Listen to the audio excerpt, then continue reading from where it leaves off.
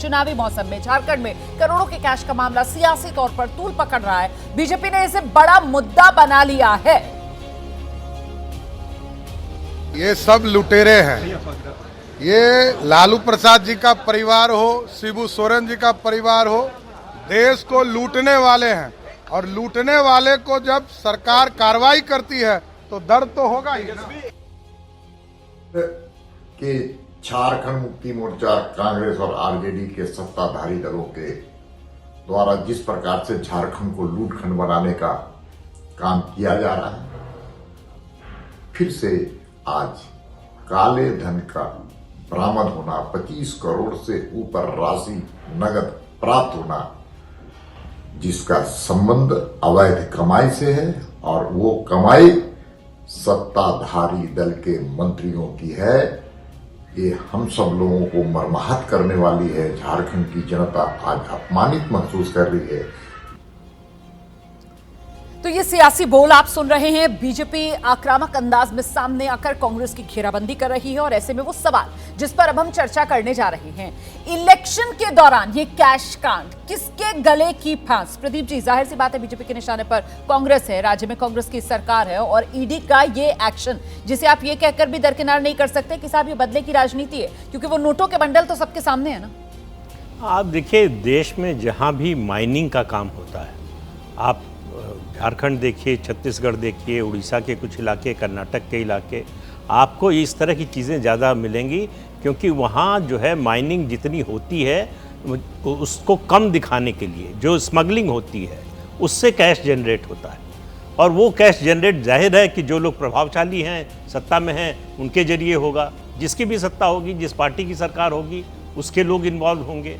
और ये तो मतलब नौकर का चाकर का पेशकार जिसको कहते हैं, जो वो स्थिति है। तो अब जो है आलमगीर आलम तो उससे नहीं बच सकते, लेकिन सवाल ये है कि और किसका किसका पैसा हो सकता है। ठीक है। ऐसे मामलों में कोई एक व्यक्ति नहीं होता है, एक गुट होता है, गैंग कह लीजिए उसको आप, ये सिंडिकेट कह लीजिए। हाँ, तो उसमें शामिल बहुत से लोग होते हैं। और लोग कौन हैं ये तो जांच में पता चलेगा जब उससे पूछताछ होगी किसका पैसा है। उस नौकर का पैसा तो नहीं होगा, ये तो पक्की बात है जी। किसी ने रखवाया होगा, किसने रखवाया है, और जिसने रखवाया उसके पास पैसा कहाँ से आया। ठीक है, ये सवाल जो है। विजय जी, जो बात प्रदीप जी कह रहे हैं वो बिल्कुल ठीक है, लेकिन मैं इससे आगे चलना चाहता हूँ कि किस किस का पैसा होगा, कहाँ कहाँ होगा, वो तो अलग मुद्दा है। सवाल ये, जिनका पैसा यहाँ पर है उनका पैसा कहाँ कहाँ और है, ये भी एक बड़ा मुद्दा है। जरूरी नहीं है कि जो एक जगह पर मिल गए 30 करोड़ रुपए वही होंगे, हो सकता है और भी बहुत सारे नौकर चाकर, रिश्तेदार, मित्र होंगे जहाँ पर ये पैसा लगा। ये असली दरअसल बात है पॉलिटिकल करप्शन की जी, कि जो लोग पावर में हैं, जो पॉलिटिकल पावर में हैं, जो सरकार में हैं, वो किस तरह का पॉलिटिकल करप्शन कर रहे हैं। जैसे इसमें और उन्होंने भी जिक्र किया कि वहाँ पर ट्रांसफ़र पोस्टिंग का भी पैसा वहाँ पर आ रहा है। तो हर तरह का, माइनिंग तो सबसे बड़ा एक ऐसा सोर्स है जहाँ पर पैसा बड़ा तादाद में आता है, लेकिन ट्रांसफ़र पोस्टिंग का मतलब ही सीधा सीधा सा है कि आप सरकार में हैं, वो कर रहे हैं। और वो कि आज आलमगीर की बात हो, कांग्रेस की बात हो, कल किसी और की बात हो, लेकिन ये एक पॉलिटिकल करप्शन सिस्टम में है, सिंडिकेट में है, जिसमें बहुत सारे लोग लगे हैं जो सरकारों के साथ इसी मिली भगत के साथ काम करते हैं। तो उस पर लड़ाई लड़ने की जरूरत है। लेकिन सवाल ये चुनावी माहौल में जिस तरीके से ये नोटों के बंडल बरामद हुए हैं, तो ये तो सीधे सीधे अब कांग्रेस के गले की फांस बन रहा है। देखिए, जो प्रदीप जी ने कहा या विजय जी कह रहे हैं, मैं भी वही बात लगभग आगे बढ़ाऊंगा कि ये छत्तीसगढ़, झारखंड, उड़ीसा, ये जितने माइनिंग स्टेट हैं, एक तो माइनिंग और एक शराब का कारोबार, इनमें कैश का फ्लो बहुत ज़्यादा होता है। और आज छापा आलमगीर के यहाँ पड़ा है, इनके यहाँ मिल गया। बहुत सारे ऐसे भी होंगे जिनके यहाँ छापा शायद ना पड़े, पीएस के नौकर के यहाँ छापा। हम आलमगीर से जुड़ा हुआ मतलब मामला है ना, जुड़ तो रहा ही था उनसे। आलमगीर के पीए के नौकर के यहाँ नौकर के चाकर के पेशकार, और ये हम लोग कहावत कही जाती थी। तो उनके यहाँ पड़ा इस पैसे रुपए। ऐसे बहुत सारे लोग होंगे जो अलग अलग दलों से भी जुड़े होंगे, उनके यहाँ भी हो सकता है, उनके लोगों के यहाँ भी पैसे हों। अब उनके यहाँ छापा पड़ेगा, निकलेगा कि नहीं पड़ेगा, इस तरह। लेकिन ये राजनीतिक करप्शन का मुद्दा, अभी कुछ दिनों पहले आपको याद होगा, झारखंड में एक सांसद थे, वो भी कांग्रेस से जुड़े हुए थे, उनके यहाँ भी बहुत पैसे, करोड़ों शराब के कारोबारी थे। हालांकि और दिलचस्प बात देखिए, उनके यहाँ छापा पड़ा छापा पड़ने के बाद जो है उन्होंने कहा मैं हिसाब दूंगा, और वो हिसाब दे दिया। उसके बाद क्या हुआ पता नहीं। उत्तर प्रदेश में एक छापा पड़ा था जब उत्तर प्रदेश चुनाव हो रहे थे विधानसभा के इत्र नगरी में, और वो बाद में सारा पैसा वो जो है इनकम टैक्स ने कहा कि ये गड़बड़ हो गया था, वो पेनल्टी लगा के छोड़ दिया। तो ये राजनीतिक रूप से इस समय चूंकि चुनावी मुद्दा बनेगा, जो पैसा बरामद होता है जी। उसका आप अगर हिसाब नहीं दे पाते कि हमारे नोन सोर्सेज से है तो उस पर आपको पेनल्टी लगती है। पेनल्टी अगर आप पे करें वो 100% से ज़्यादा होती है, उसका उस पर जो है वो इंटरेस्ट लगता है।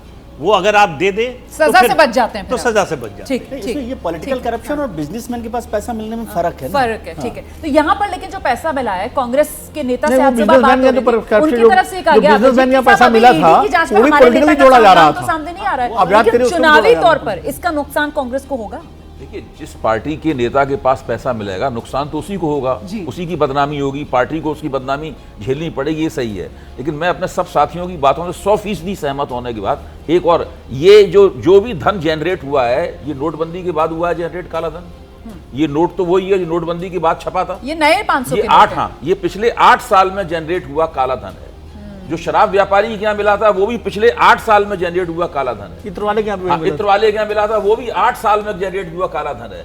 मैं ये कह रहा हूं कि नोटबंदी ने, हो सकता है कि उस वक्त तक का जो काला धन हो उसको सफेद में बदलने में भूमिका निभाई हो, लेकिन राजनीतिक भ्रष्टाचार का सिलसिला रुका नहीं, वो लगातार जारी है, आगे भी जारी रहेगा। जब तक इससे संबंधित कोई एडमिनिस्ट्रेटिव रिफॉर्म, कोई इलेक्टोरल रिफॉर्म, पार्टीगत सुधार कोई नहीं होंगे, तब तक इसी तरीके से राजनीतिक भ्रष्टाचार हम लोगों के सामने आता रहेगा। और उसमें सारी पार्टियां भागीदार हैं इसके अंदर। किसी के ऊपर छापा पड़ गया है, किसी के ऊपर छापा पड़ने का इंतजार कर रहा है। तो काला धन पे वार वाला जो नारा है वो खोखला साबित होता है इस तरीके की तस्वीरें जब सामने आती हैं। और ये सिस्टमैटिक भ्रष्टाचार जो है इसके अंत के लिए वाकई में कोई गंभीर कदम उठाए जाने चाहिए, ये भी कहीं ना कहीं बड़ा सवाल सामने खड़ा है। जैसे ही घड़ी का काटा दोपहर 2:30 पे आए, बबीता जी का दिल सास बहू साजिश के लिए मचल जाए। और ये है इनकी बहू, पूरे दिन ऑफिस की टेंशन हो जाए गॉन जब ये करें अपना फेवरेट शो फ्री टाइम पे ऑन। इनकी तरह आप भी देखिए अपना फेवरेट शो अपने टाइम पर और डाउनलोड कीजिए एबीपी लाइव ऐप अपने स्मार्ट टीवी पर।